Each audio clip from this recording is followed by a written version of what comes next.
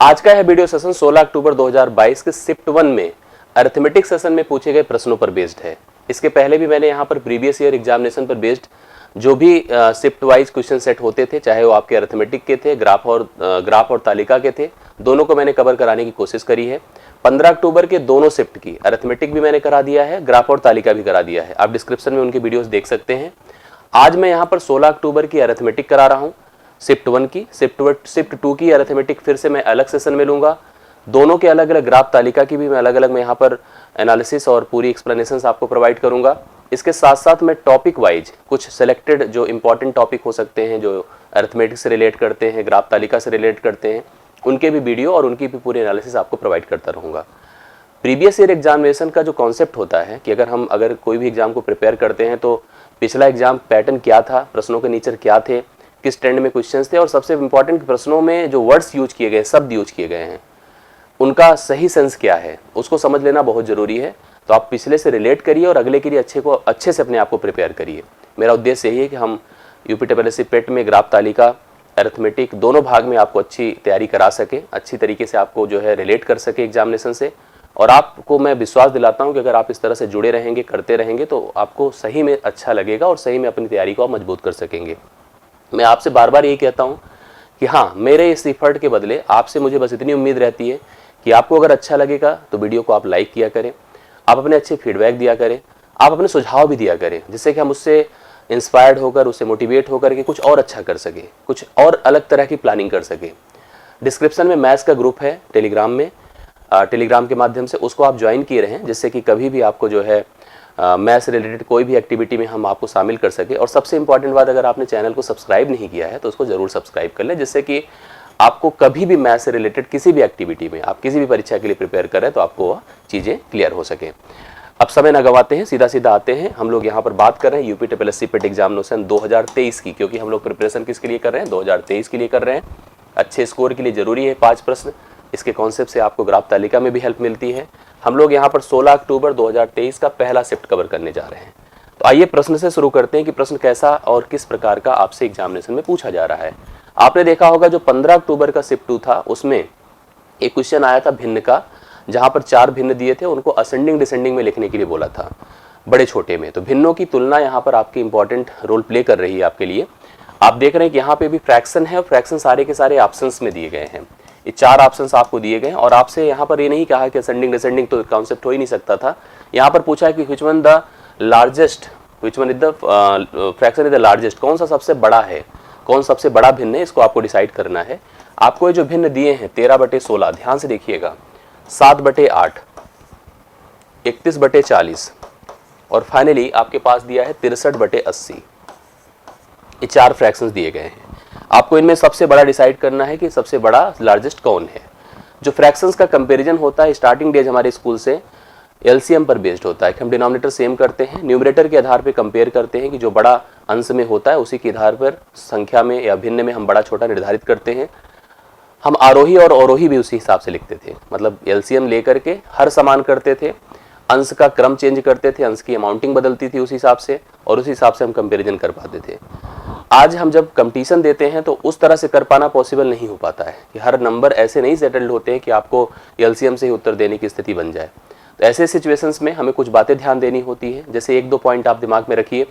अगर सबके हर समान है, डिनोमिनेटर सेम है, तो न्यूमरेटर में जो बड़ा है वही सबसे बड़ा है, ठीक है।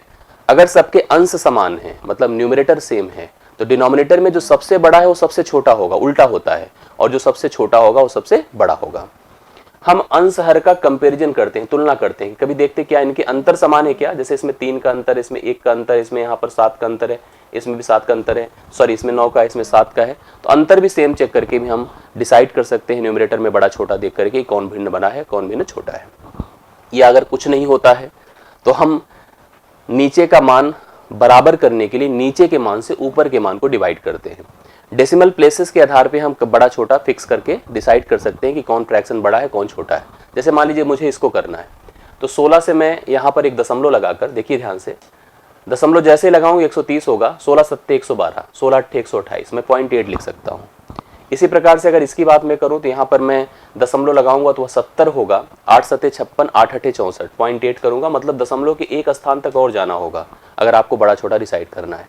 यहाँ प्रॉब्लम थोड़ी है, कभी 40 का पहाड़ा करना है, हालांकि 4 सत्ते 28 इजिली कर सकते हैं। 80 का करना है, 8 छंग 48 या 8 सत्ते 56, इसमें भी जा सकते हैं, लेकिन थोड़ा सा मतलब टाइम टेकन यहाँ पर लग रहा है। ये पैटर्न मैंने सबके हर को चेक किया, बड़े आसानी से मुझे क्लियर हो रहा है कि ये 16 है, ये 8 है, ये 40 है, ये 80 है। सबसे बड़ा कौन बताए? 80 है।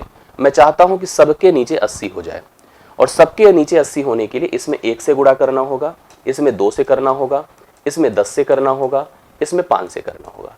तो ये जो आपने किया है, 80 बनाया है, वही काम आप सेम टू सेम अगर न्यूमरेटर में कर लेते तो आपको आसानी हो जाती चीज़ों को कंपेयर करने के लिए। आप अगर इसमें 5 से करेंगे क्योंकि इधर किया है तो 13 पचे 65 होगा। इसमें आप 10 से करोगे क्योंकि यहाँ भी किया है तो यह 70 होगा। इसमें आप 2 से करोगे तो यह 62 होगा क्योंकि यहाँ भी किया है आपने, देखिए। इसमें आपको कुछ करना ही नहीं, 1 से करना होगा, अर्थात 63 होगा। अब आप खुद ही चेक करो सबसे बड़ा कौन है, 70 है कि नहीं है। अगर 70 है तो 7/8 इस प्रश्न का करेक्ट आंसर है, that is the largest. B option इस प्रश्न का राइट सोल्यूशन होगा। मुझे पूरा भरोसा है कि आपको क्लियर हुआ होगा, समझ में बातें आई होगी। पहला प्रश्न डन। सेकंड क्वेश्चन पर आ जाइए। ये क्वेश्चन, ये पैटर्न 2021 से ट्रेंड में है, हो सकता है इस बार चेंज हो, कुछ चीजें बदले, लेकिन एक फार्मूले आपके मन में होने चाहिए कि a³ माइनस b³ क्या होता है। आप सबको आइडिया होगा, a माइनस बी, इसका प्रसार करें, a² plus ab plus b² होता है। अब ये आपको हमेशा ऐसे फॉर्मेट दिखेगा कि लिखा रहेगा a³ minus b³ divide by a² plus ab plus b²। ऐसी कंडीशन बस चेक करना होगा, आपको हमेशा उत्तर a माइनस बी मिलने वाला है। a प्लस बी का मतलब a³ प्लस b³ का भी कॉन्सेप्ट होता है, अगर उसका भी प्रश्न आपको एग्जाम में दिख जाए, a³ प्लस b³ अगर लिखा है तो a प्लस बी होता है पहले ब्रैकेट में, दूसरे में a² minus ab plus b² होता है। क्लियर है? इस आधार पे भी आप चेक कर सकते हैं। और यहाँ पर भी अगर इसको हम इससे डिवाइड करें तो a प्लस बी आ जाता है। यहाँ पर आपको दिख रहा होगा a³ माइनस b³ दिख रहा है, नीचे देखो a² ab प्लस लगा है बीच में और b²। तो वही कॉन्सेप्ट है कि इसका पूरा मान a माइनस बी आएगा, मतलब 6.73 माइनस 4.38 होगा। घटाइए, 13 से 8 5 होता है, 6 से 3 3 होता है, और यहाँ पर 6 से 4 2 होता है। 2.35 फर्स्ट ऑप्शन में इस क्वेश्चन का हल दिया गया है। तो right solution first option, please note करें, इस प्रश्न का करेक्ट हल आपके सामने है। होप सो ये भी क्लियर हुआ होगा।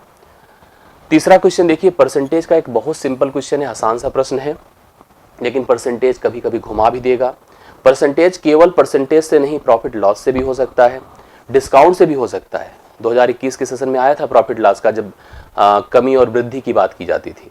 तो ये चीज़ें ध्यान देना है कि परसेंटेज के एप्लीकेशन, भले ही टॉपिक नहीं मेंशन है कि परसेंटेज जो है लाभ हानि है, छूट है, सब आ रहे हैं परीक्षा में, केवल परसेंटेज लिखा है, तो परसेंटेज से रिलेटेड जितने भी एप्लीकेशंस उसके हो सकते हैं, वहाँ से क्वेश्चन बन सकता है। ये प्रश्न तो आसान है, लिखा 19 मतलब एक नंबर है, उसका कितना परसेंट 7.6 है। अर्थात ऐसे सोचिए कि अगर एक अमाउंट था उसमें हम आपको केवल इतना दे रहे हैं, तो वह वैल्यू इसका कितना परसेंट है। कभी भी किसी वैल्यू को अगर परसेंट में लिखना है तो 100 से गुणा करते हैं, उस मान को 100 से गुणा करते हैं। मुझे इस नंबर को परसेंट में लिखना है तो इसको आप 100 से गुणा करो, और किस बेस पर लिखना है, 19 के बेस पर लिखना है तो 19 से भाग करो। यही नियम होता है। दशमलव अगर हटाएंगे तो 100 यहाँ बढ़ेगा, अब यह 119 से कटेगा, 19 चौके 76 होता है, 4 को 10 से मल्टीप्लाई करें 40 होगा, जिसको आप 40% लिख सकते हैं। जो 7.6 है वह 19 का 40% है, 40% है। Option number A right solution है। होप सो ये भी क्लियर हुआ। एक बात और दिमाग में रखिएगा, कभी किसी, मैंने परसेंटेज के कुछ वीडियोस इस चैनल पे डाल रखे हैं, अगर आपको बेसिक समझना है तो आप सर्च करेंगे, स्क्रॉल करेंगे तो आपको परसेंटेज की कुछ थीम वीडियो, बहुत अच्छे वीडियो, जहाँ से परसेंटेज की कई जानकारी आपको मिलेगी, अच्छी जानकारी मिलेगी, उसको आप अचीव कर सकते हैं। ठीक है। दूसरी बात, यहाँ पर कभी अगर परसेंटेज को मुझे संख्या में लिखना है तो मुझे 100 से भाग करना होता है। ठीक है। जैसे मान लीजिए जो 40% जो आया है अभी, उसको अगर आपको फ्रैक्शन में लिखना है नंबर में, तो इसको 40/100 लिख दीजिए, अर्थात 20 दूना 40, 20 पंचे 100 कर सकते हैं, 2/5 हो जाएगा। आई बात समझ में? इस तरह से आप इसको बना सकते हैं। ये हो गया तीसरा। अब मैं आता चौथे पर। एक क्वेश्चन देखो बड़ा अच्छा होता है। जैसे कभी कभी कोई प्रश्न हम लोग पढ़ते हैं, केवल इसलिए पढ़ लेते हैं कि उस पर वो जरूरी है, और सबसे इंपॉर्टेंट हम पढ़ भी ऐसे लेते हैं कि ठीक है सर ऐसे ट्रिकी पढ़ लें, ऐसा न्यूमेरिकल बेस पढ़ लें, इसका उत्तर इतना आ जाए। हमेशा मैं आपको बताऊं, आजकल की जो परीक्षा ट्रेंड और धीरे धीरे ऐसी ही बदलेगी। परीक्षा का जो नेचर होगा ना वो अप्रोच बेस्ड होगा, लॉजिक बेस्ड होगा, फैक्ट बेस्ड होगा। तो जो चीजें हमारी होती है, जैसे मान लो इसने कहा 60 से 80 के बीच जितनी अभाज्य संख्या है उनका औसत बता दे। हालांकि टॉपिक प्योरली औसत का है, लेकिन याद रखिए कि यहाँ पर एक शब्द इन्वॉल्व है, क्या बताएं, 60 से 80 तक की अभाज्य संख्या। और आपके यहाँ मेंशन्ड है आपके सिलेबस में कि पूर्ण संख्या, दशमलव संख्या, भिन्न संख्या, तो कहीं ना कहीं पूर्ण संख्याओं में अभाज्य भी आता है, अभाज्य भी उसी का ही भाग होता है। तो संख्याओं के तो वही जोड़कर जितने पद हैं उनसे भाग कर दो, औसत तो आ ही जाएगा। बट यहाँ मुख्य यही है कि आप औसत को पहचाने कि सही में औसत कौन है, औसत कौन नहीं, अभाज्य कौन है। मुख्य ये है कि अभाज्य कौन है, ये जानना जरूरी है। अभाज्य से लेकर के फैक्ट बेस्ड क्वेश्चन आजकल बनते हैं। जैसे एक आपको मैंने कभी हो सकता है क्लास में बताया हो कि अगर कभी आपको अभाज्य पहचानना है तो आप केवल 2 और 3 को छोड़ दें। 2 और 3 भी अभाज्य होते हैं, इस बात को आपको पता होगा। फिर 6 का पहाड़ा पढ़ें, 6 दूना 12, 6 के 6, 6 दूना 12, 6 त्रिक 18, 6 चौके 24, 6 पंचे 30, इस प्रकार से पढ़ते जाएं। तो कोई भी अगर अभाज्य होगा इन 2 और 3 के अलावा, तो या तो इससे एक कम होगा या तो इससे एक ज्यादा होगा, यही कॉन्सेप्ट होता है। मतलब कोई भी अभाज्य होगा तो इनसे या तो एक कम, जैसे 5, या एक ज्यादा 7, एक कम 11, एक ज्यादा 13, एक कम 17, एक ज्यादा क्या 19, या तो एक कम होगा या तो एक ज्यादा होगा। लेकिन इसमें भी एक जानकारी होती है, यह जरूरी नहीं है कि जो या एक कम है या तो एक ज्यादा है वो अभाज्य हो ही जाएगा। लेकिन अगर अभाज्य है तो जरूर या तो एक कम होगा या तो एक ज्यादा होगा। जैसे यहाँ देखिए, एक ज्यादा 25 होता है जो कि 5 से कटता है, अभाज्य नहीं होता है। हमको जैसे कहा गया कि 60 से 80 की भी सभी अभाज्य संख्याओं का औसत निकालो, तो अभाज्य अगर मुझे पहचानना है तो 6 का पहाड़ा सोचिए, 6 धाम में 60, ठीक है, 11 छके 66, 12 छंग 72, 13 छंग 78, 14 छंग 84, मत जाइए, रुक जाइए यहीं पे। अब इससे एक कम 59 होता है, जिसको ले नहीं सकते क्योंकि यह 60 से कम है। इससे एक ज्यादा 61 होता है, हाँ ले सकते हैं इससे। इससे एक कम करेंगे तो 65 होगा, नहीं ले सकते हैं। एक ज्यादा करेंगे 67 होता, ले सकते हैं क्योंकि ये नहीं कटता किसी से। एक कम आपको पता है 71 होता है, एक ज्यादा 73 होता है, दोनों अभाज्य होते हैं, कट जाते, दोनों नहीं कटते किसी से। एक कम 77 होता है, 7 से कटता है, 11 से, तो इसको नहीं ले सकते हैं। लेकिन एक कम ज्यादा 79 होता है, ले सकते हैं। तो अभाज्य अपने कौन कौन हो गए बताएं? अभाज्य वो हो गए जो किसी से नहीं कटते अपने और एक के अलावा। 61 हुआ, 67 हुआ, 71 हुआ, 73 हुआ, 79 हुआ, मतलब कुल मिला के 5 है। आपको जोड़ना है 61, 67, 71, 73, 79, डिवाइड बाई कितना करना है 5। जोड़ के देखिए कितना आता है, जोड़िए। 60 60 120, 120 70 190, 190 70 260, 260 और 70 330 होता है। प्लस अभी ये नंबर जोड़िए, 7 1 8 1 9 9 3 12 9 कितना होता है 21, अर्थात 351 हुआ बटा हम कितना कर दे 5, 5 सते 35 हुआ, 0 5 दूना 10, 70.2 इस प्रश्न के लिए राइट सोल्यूशन होगा, पहला ऑप्शन। समझ रहे ना? तो इसमें कई चीजें, मतलब बताने को ठीक है कि हम डायरेक्ट भी सोच करके अरे 60 और 80 सर इतना तामझाम क्यों बता रहे हैं, ठीक है, लेकिन कुछ चीजें समझ में आए। आप अगर वीडियो देख रहे हैं तो आपको उससे रिलेटेड कई चीजें और क्लियर हों, उससे रिलेटेड और कोई प्रश्न आप बता सके। जैसे कभी आपसे एग्जाम में पूछा जाए क्या जितने नंबर 6n + -1 के रूप में होते हैं, 6n + -1 मतलब 6n या 6 के पहाड़े में आने वाली संख्या से या तो एक कम या तो एक ज्यादा, सभी अभाज्य ही होते हैं? नहीं भाई, नहीं होते हैं। लेकिन हम एक लाइन जरूर कह सकते हैं कि 2 और 3 को छोड़कर जितने भी अभाज्य होते हैं सभी जरूर इस रूप में लिखे जाते हैं। यह बात आपके दिमाग में सेट होनी चाहिए और भरोसा है कि अगर आप सीरियसली सुनेंगे तो आपको क्लियर होगा और समझ में बातें आएंगी। लास्ट इसका 5वां नंबर देख लीजिए, आपका आंसर क्या होना चाहिए।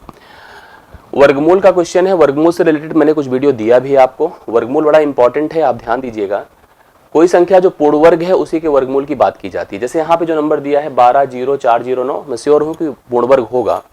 और दशमलव लगा है तो मैं प्योरली तो नहीं कह सकता हूँ, लेकिन दशमलव के स्थान से हम सेट कर सकते हैं, इसलिए क्योंकि दशमलव का 4 प्लेसेस पर यहाँ पर अरेंजमेंट है, यहाँ पर 4 प्लेसेस पे अरेंजमेंट है।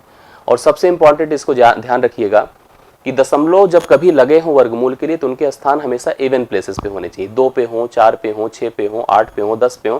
अगर कभी ऑड प्लेसेस पे तो आप वर्गमूल डायरेक्टली डिसाइड नहीं कर सकते हैं। आपको पूरा नंबर लिखना चाहिए 120409 और यहाँ पर 1 2 5 4 4 ये 2 नंबर आपको दिए गए हैं। ये संख्या पूर्ण वर्ग के रूप में अभी मैं सोच रहा हूँ, और किसी पूर्ण वर्ग संख्या के अंत में अगर 9 आता है तो उसके वर्गमूल में या तो 3 आएगा या तो 7 आएगा। बोलिए क्यों? क्योंकि 3 का वर्ग 9 होता है, 7 का वर्ग 49 होता है, अंत में दोनों में 9 आता है। अगर 4 आया है तो या तो 2 आएगा या तो 8 आता है, ये कन्फर्म है। इसके लिए 2 डिजिट रिजर्व कर दिए जाते हैं, ये कर दिया हम लोगों ने। अब आपको जैसे इसका करना है, मान लीजिए मुझे एक संख्या सोचकर बताइए, या आप सोचिए जिस संख्या का वर्ग 125 हो जाए या उससे कम हो जाए। 12 ग्राम में 144 होता है, 11 ग्राम में 121 होता है, तो इसके लिए मैं पुट किया 11। कितना? 11। 11 का वर्ग 121 होता है। अगर उसमें, अब देखो कंफ्यूजन ये है कि सर हम इसको 2 रखें, 112 बनाए कि 118 बनाए। इसके लिए सोचना क्या है कि 11 का वर्ग 121 है, अगर 121 में 11 जोड़ दे, इससे ज्यादा होगा कम, ज्यादा होगा तो कम वाले को लीजिए, 112 आएगा। और दशमलव अगर 4 स्थानों पे लगा था, 2 स्थान पे दशमलव लगेगा, मतलब इसका मान 1.12 हो गया, 1.12 हो गया। कंफर्म हो गई बातें। उत्तर तो ऐसे भी बताया जा सकता है, बोलिए कैसे? यहां पर 3 में से 2 घट करके, अगर मान लो बीच में माइनस है, 3 में से 2 घट करके 1 आता है, जो कहीं ऑप्शन में है नहीं। 7 में से 2 घट करके 5 आता है, और सब में देखो 5 ही है, तो ये कंफ्यूजन है। अगर ऑप्शन एलिमिनेट करने की स्थिति होती तो हम कर सकते थे। अगर सब में 1 आता है, 1 में 5 तो कितनी खुशी होती, हम फटाफट बता देते। आइए इसके लिए सोचा जाए। एक नंबर सोचिए जिसका वर्ग 1200 क्या हो, 4 हो या उससे कम हो। ठीक है, 1204 हो या उससे क्या हो, कम हो। तो आप सोचिए इसको, जैसे मैं आपको बताऊं, 30 ऐसे सोचा करिए, राउंड फिगर के नंबर। 30 का वर्ग 900 होता है, 35 का सबको क्लियर होगा ना, ये 25 होता है, 3 3 9 कितना होता है, 10 होता है। आई समझ में? कैसे? देखिए 35 का किया, 5 की वजह से 25, और 3 के, सॉरी मैं यहाँ पर 10 लिख रहा हूँ, गलत लिख रहा हूँ। 3 के बाद संख्या क्या आती? 4, 3 चौके 12 होता है, 1225 हुआ। कितना हुआ? 1225।